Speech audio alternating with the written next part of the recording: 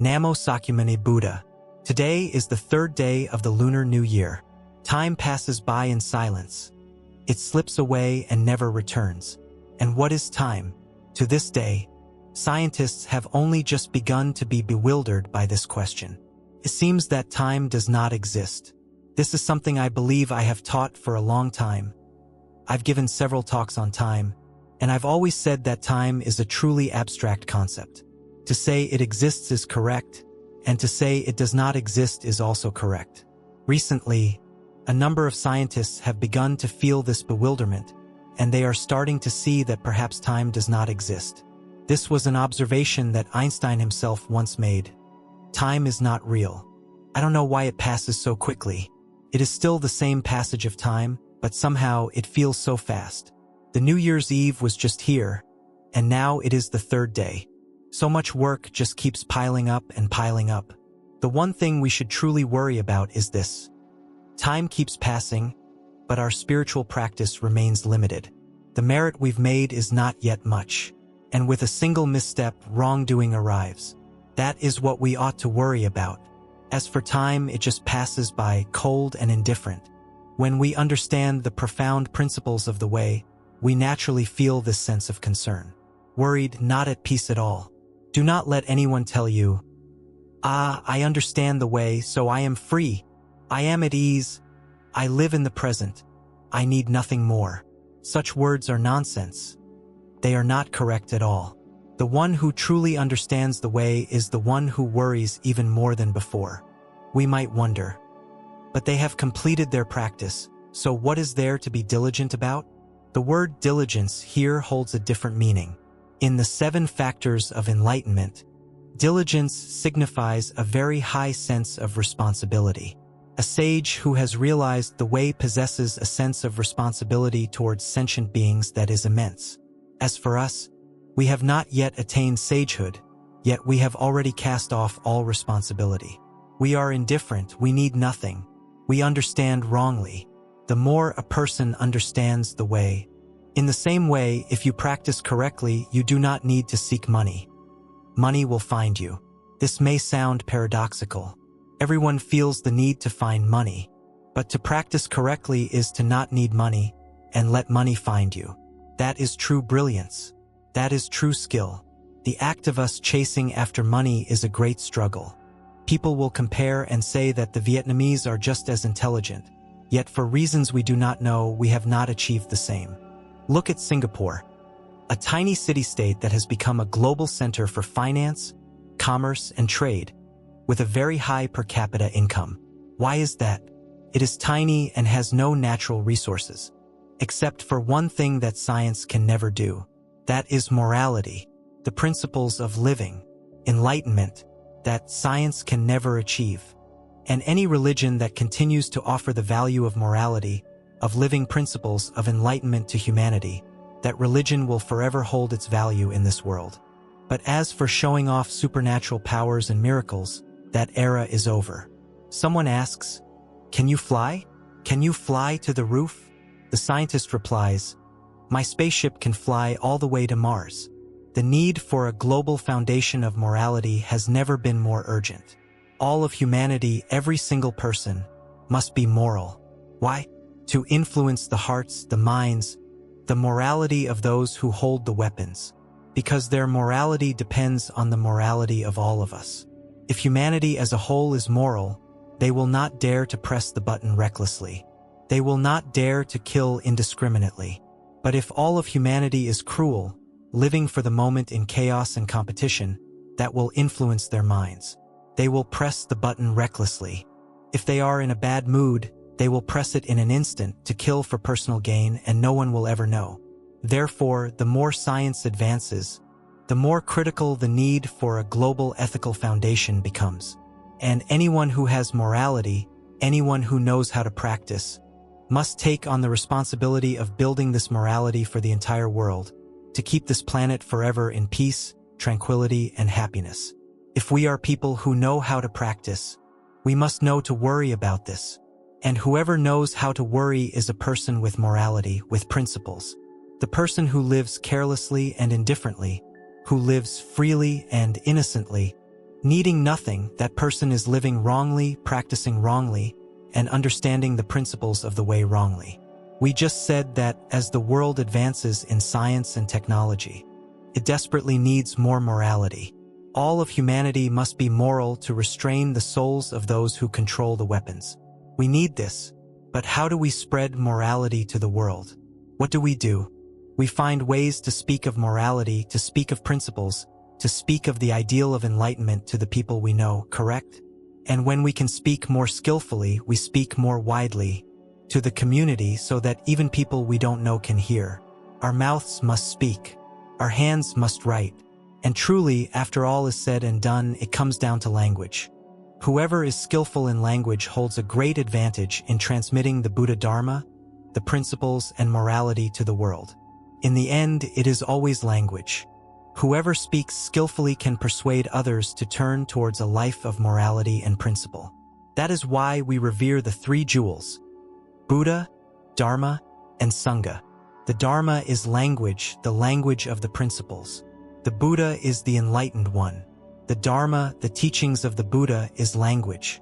The Sangha are those who practice those principles. For us, it is the same. For us, it is the same. How do we develop our practice? We go in reverse. We go from Sangha to Dharma to Buddha. What is Sangha? We are practitioners following the Buddha's principles. Then we move up to Dharma. What is that? It is when, through our own language, we can open our mouths and transmit the principles. And then up to Buddha, it is using the merit from that work to find our own enlightenment. The original order of the three jewels is Buddha, Dharma, Sangha. There was the Buddha who gave the Dharma, and then came the Sangha, the disciples who followed him to practice. We go in reverse. We go from Sangha to Dharma to Buddha. We practice according to the Buddha, that is the Sangha stage. We begin to share the principles with others, that is the Dharma stage. And through the merit of that action, we attain enlightenment, that is the Buddha stage. This is the three-step path we walk, in reverse. But every step requires the Dharma, the principles.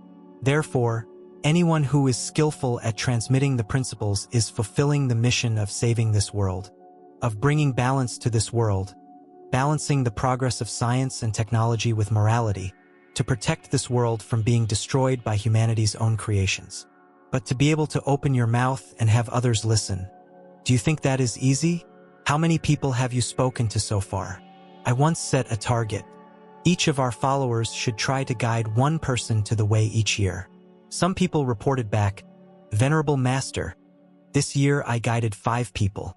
I said, "Excellent. Who are they?" They replied, "My wife, my children, and my grandchildren." "And next year, who will you guide?" I search and search, but I cannot find anyone else. The few people I knew, I've already guided them. They cannot guide their friends. Their friends say, "You used to drink with me all the time, and now you're pretending to be a saint? You hypocrite." So the conversation ends there. Then they meet a business colleague and try to talk about principles. The colleague says, "We're trying to do business here. If you're busy practicing, where will the money come from? Forget it. My friend, don't practice now. Let's focus on business." And so they cannot share the principles. They get stuck here and there. The only ones they can bring are their family members, whom they can pressure into it. Apart from them, no one else listens. Our ability to convey the principles is not effective. It is not simple at all. So how can we use our language, our speech, our writing to spread these principles everywhere? To awaken people from their delusion, their darkness, their wrongdoing, their selfishness, their cruelty? By what means? By what means can we increase that capacity? In the ancient treatises, the Mahayana patriarchs taught that a disciple of the Buddha must be skillful in 5 sciences: the inner science, the teachings, logic and reasoning, craftsmanship and technology, medicine, and phonology, which includes music. 5 things. First, inner science. One must be skillful in the Buddhist teachings. Second, logic. One must be skillful in reasoning and skillful in speaking. Third, medicine. One must be skillful with medicine, because everyone falls ill. we must have medical knowledge to protect our own health and to help others. Fourth, craftsmanship. One must have knowledge of science, technology, and mechanics. And fifth, phonology. One must have knowledge of music. Isn't that incredible? From ancient times, the patriarchs already saw music as a vital means for spreading the Dharma. And craftsmanship, technology, and science. In the past, no one considered that important. People rode in carriages and tilled the land with hoes. What need was there for technology? But now, we see that with today's scientific progress, anyone who is ignorant of technology cannot effectively transmit the way. For example, us sitting here looking at screens, speaking into microphones, this is all craftsmanship, all technology. The fact that we are live streaming and followers everywhere can watch this lecture is all thanks to craftsmanship. The vision of the patriarchs from thousands of years ago was truly profound, truly brilliant. Then there is medicine. During the recent pandemic, anyone without medical knowledge was at great risk. For instance, we saw that those who understood traditional remedies, even simple ones, had a way to survive. Those who did not were on the brink of death. Medicine is critically important. In our daily food and drink, everything can be medicine. We must know what our body needs, how important sleep is, how to exercise. All the knowledge to protect our health is the science of medicine. Then the second is logic or reasoning. In this life, the way we open each other's minds is through reasoning, through literature, through words. So anyone who is not skillful in literature and language is at a great disadvantage. That is why I have seen some of our followers online starting to practice writing poetry. And I browse through their work, and I must admit, I suffer greatly. The poems are all wrong, the meter is wrong, the rhyme is wrong. Writing prose is easy. Poetry demands a terrifying command of rules and rhymes.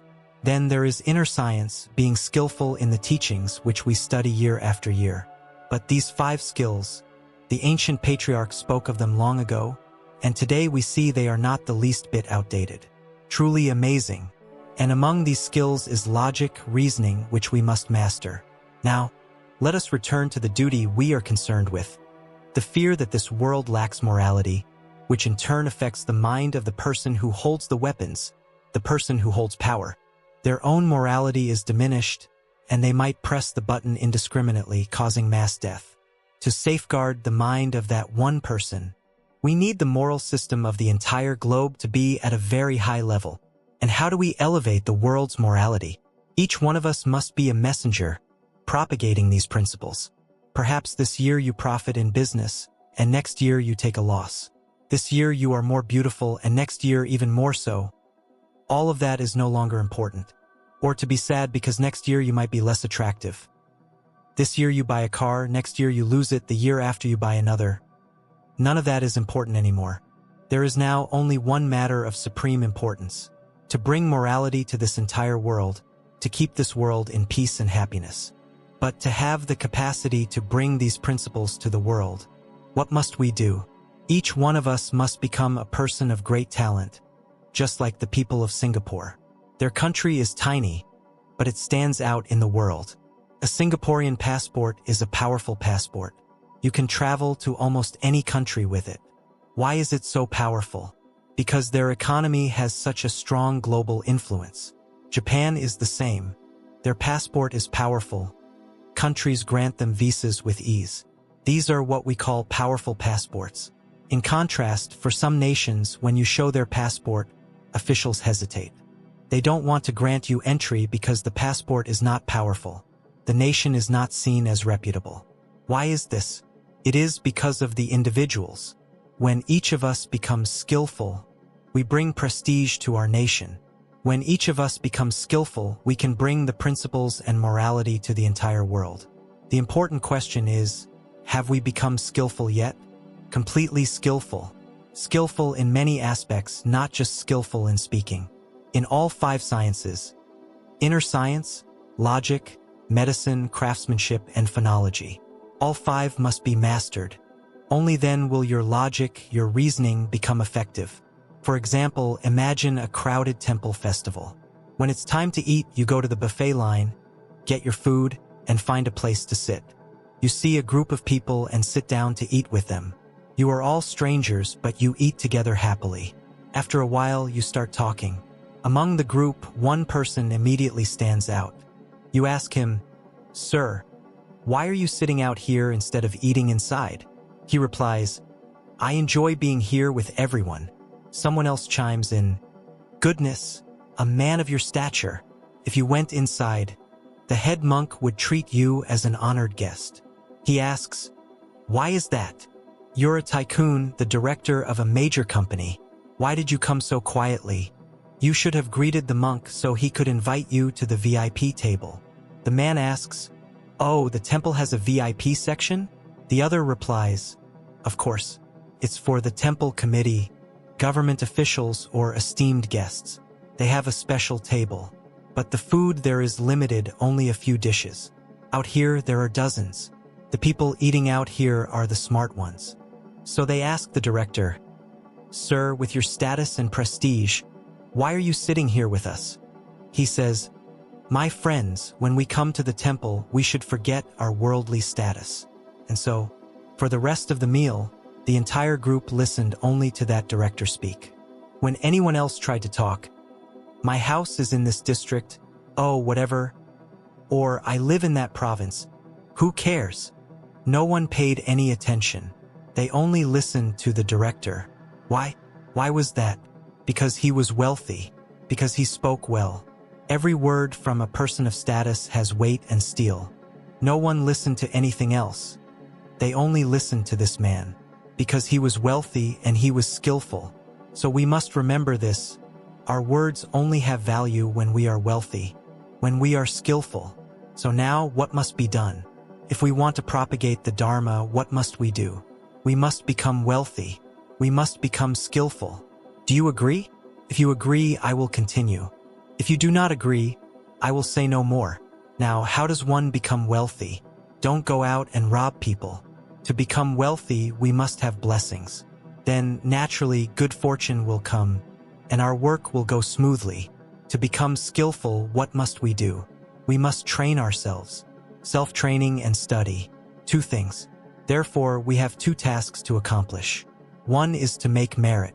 Two is to diligently train ourselves in many different areas. We must become skillful again in literature. Become skillful in science and technology. Become skillful in maintaining our health.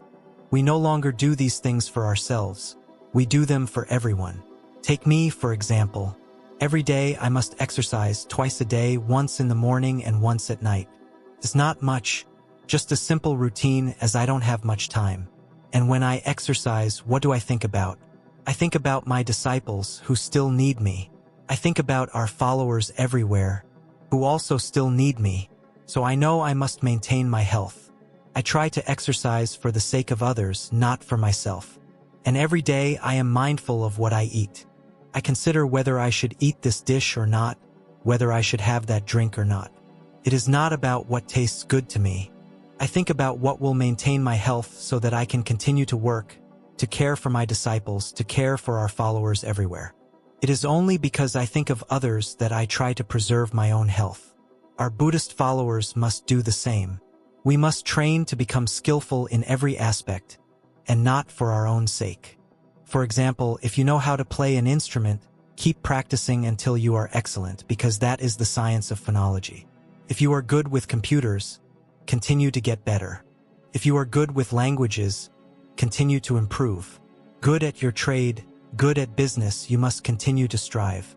Everything requires self-training, and you must always be making merit.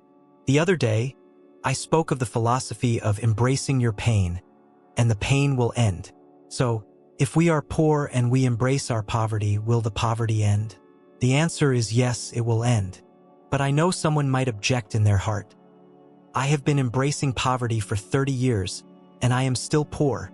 There is a song, based on a poem by a Christian believer, that goes, "Poor for 30 years, building so many dreams, yet always ending with empty hands, still poor." Poverty can seem to follow a person endlessly. In reality, this person did not know how to truly embrace their poverty. The more we run from poverty, the poorer we become. But if you know how to embrace poverty, you will be free from it. You might say, I don't need to embrace poverty. Poverty has been embracing me for 30 years. It embraces you because you have not embraced it back. That is why you are poor. If you turn around and embrace it, it will run away from you immediately. They, show me how to embrace it. First, be cheerful in poverty. Do not fear it. See poverty as an advantage, a way to test your principles. See poverty as a challenge. In this state of poverty, do you still dare to make merit? Find peace in poverty, find happiness in poverty, and use poverty as a test of your morality. Because none of us ever feel we have enough to make merit. We see a poor person and think, let's help him. But then we say, I'm not rich enough yet. Let me wait until I'm better off. Next year, if I win the lottery, I'll help him. We are always like that. We never feel we have enough to give. But to embrace poverty means this: right here in our state of great need, can we still help others? Without fear of being in want. It feels strange to tell stories from my own life during a Dharma talk, but in the past, I lived this way. When I was living in a small hut in a cemetery, next to my sleeping place, there was a plastic bucket where I kept my rice. Every day I would scoop out one bowl to cook. But another monk, who I knew was also very poor, would sometimes visit. Every time he came, I would scoop out rice and give it to him. Whatever money I had, I would give to him as well. I would leave myself with only 1 or 2 portions of rice to live on. I was that reckless. I didn't know if I would have enough for the next day. But right in the midst of my own poverty, I still tried to help others. And from then until now, I am still alive. I have never been hungry for a single day. And sometimes when I had nothing to eat, my neighbors would call me over saying, "Thay, come eat with us." I always had someone to give me food. I was never hungry. When you dare to be reckless, when you dare, in the midst of hardship, in the midst of want, to still make merit, that is embracing poverty. You do not fear it. You are happy with it. You dare to give even when you are poor. And then poverty runs away from you. It flees and disappears. But we remain poor because we let poverty embrace us, and we do not turn around and embrace it back. We fear it. We run from it. We always think we do not have enough to help anyone. And so we stay poor for a lifetime, from one life to the next. But when you accept poverty and, right in the midst of it, still strive to make merit, poverty runs away. It will flee from you, and you will not be able to find it again. So, in the same way, we must become very skillful to have the capacity to bring morality to this world. We must become wealthy so that our words carry weight and importance, so that people will listen. And to become wealthy, what must we do? We must make merit. So you must be both skillful at making merit and skillful at training yourself in every aspect. That is the way of a disciple of the Buddha. Whatever you can learn, you must learn it. Nothing is superfluous. If you don't drive well, practice until you are a good driver. If your foreign language skills are weak, work to improve them. At some point, you may meet a foreigner, and even a few sentences from you could be of benefit to them, introducing them to our culture and making them feel welcome. When visitors come to a country where many people can speak a world language, like English, they enjoy their time here more. They see a friendly face, but if they cannot communicate, they can become discouraged. But if they see that friendliness and can also exchange a few words, learn about our food, or be directed to a cultural site or a pagoda, they will be delighted. This is why a number of foreigners visit our pagoda. They say they like it here. First, because the monks and nuns can speak with them in English, not perfectly, but well enough to understand each other. Second, because the food is delicious. And third, because here, they are treated with kindness and care without any cost, and everyone shows them a loving attitude. So, foreign language ability is an advantage. If you don't know how to use a computer, learn. If you don't know how to code, learn a little. Whatever you have an opportunity to learn in this world, you must learn it. Do not think, this is enough. The capacity for knowledge is limitless. Whatever day you can learn something new, learn it. Whatever skill you can acquire will be a benefit. It is just like making merit. Whoever you can help, even in a small way, you must try to help. And heaven and earth will not abandon you. So for us, the Buddha's disciples, we need two things. We must be skillful at making merit, and we must be skillful at training ourselves. Training in every single aspect. And in the end, what is the result? The pinnacle of all blessings will manifest as one thing: language. When a person has accumulated blessings and has become skillful in all respects, their speech naturally becomes beautiful. I have noticed this. One after another, great scientists become great speakers and philosophers. Einstein, Newton, Descartes, they were all scientists, and yet they all gave talks on the philosophy of life, becoming philosophers themselves. Why? Because the pinnacle of all talent is language. It is the ability of reasoning. It is strange, isn't it? And it is not just scientists. The great tycoons also open their mouths and become philosophers. When you listen to the wealthy speak, it is all philosophy. Elon Musk now lectures on how to live, on philosophy, on all sorts of things. The tycoons, once they become tremendously wealthy, reach their peak, and their language opens up. Their words become insightful and interesting, and many people listen. It is not just scientists and tycoons. Even gang leaders are the same. You see it in the movies. They capture someone and tie him up before the boss. They say, "This man betrayed you, boss." Before the boss executes him, he doesn't just pull out a gun and shoot. He first begins to speak philosophy. He says, "I remember when I was young, my father taught me to never be ungrateful. I have lived my entire life by a code of honor, and I have bestowed that honor on all of you. Your very lives are thanks to me. I loved and protected you like family. I never thought the day would come when you would be so ungrateful. Even a dog would not do such a thing. Why have you treated me this way?" After a long speech, he pulls out his gun and shoots. I have discovered one thing. Anyone who becomes truly skillful at what they do eventually opens their mouth and speaks beautifully. The scientist speaks in his way, the tycoon in his, and the gang leader in his. Anyone who becomes skillful, who has accumulated blessings, begins to speak well. You might say, "I don't think you need to be skillful, Thay. I see the fishmonger at the market. She chatters all day. Her chattering all day makes people annoyed. It is not speaking well. That woman simply has a habit of talking too much." It is different. A person who is truly skillful and possesses great blessings speaks in a way that people love to hear. It is like the difference between a renowned singer, whose voice we love to hear, and our neighbor singing karaoke, which makes us want to cover our ears. They are different. Therefore, we, the Buddha's followers, need two things. We must be skillful and we must be wealthy. And to become skillful and wealthy, we must do two things: make merit and train ourselves. When we are skillful and wealthy, when our blessings and talents are complete, a pinnacle emerges, and that pinnacle is language. This is a very curious thing. In Buddhism, we state it clearly: Buddha, Dharma, Sangha. And it is also there in Christianity, which is interesting. In the Gospels, which tell the life of Jesus, the book of John begins with a strange and powerful statement. It says that in the beginning was the Word, which is language, and the Word was made flesh and dwelt among us. The meaning is that Jesus brought the Word, the language of God, to the world. It is unique. The highest point is still language. The path from one soul to another is the path of language. Language is incredibly important. And to be able to use language to bring the principles, to bring morality to everyone in this life, we need a vast foundation of everything: talent, morality, and blessings. Talent, inner morality, and the invisible blessings that surround us. These three things must be great. And what appears at their peak is language. In the scriptures, it is called the Word.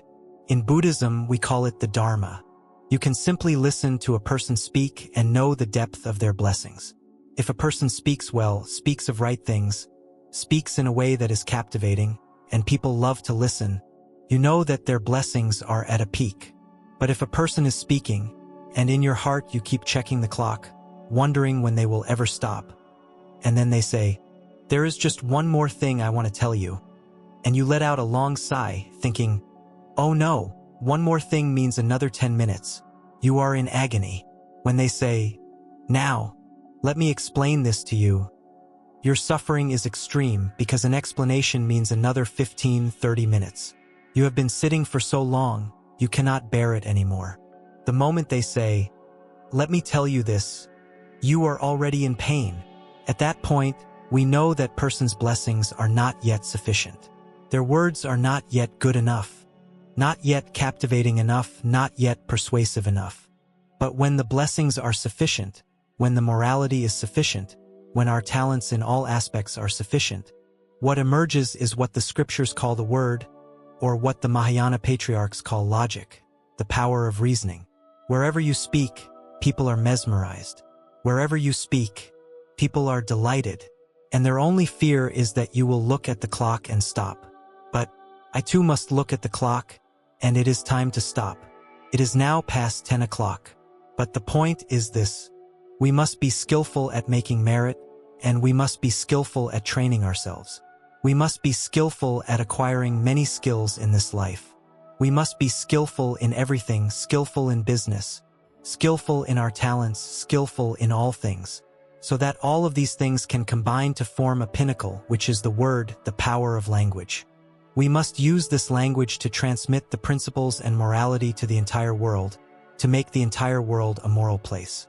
And when the whole world has morality, it will influence the souls of the leaders, the people whose fingers are on the buttons of the weapons. They will not press them recklessly, and in this way, we will keep our world forever in peace and happiness. That is our responsibility. Namo Sakyamuni Buddha. We respectfully offer our sincere gratitude to our Master. We respectfully invite all venerable monks, nuns, and the entire Buddhist assembly to rise and recite the transference of merit. May all sentient beings in the Dharma realm diligently practice together, escape the ego and ignorance, and together perfectly realize the Buddha's way.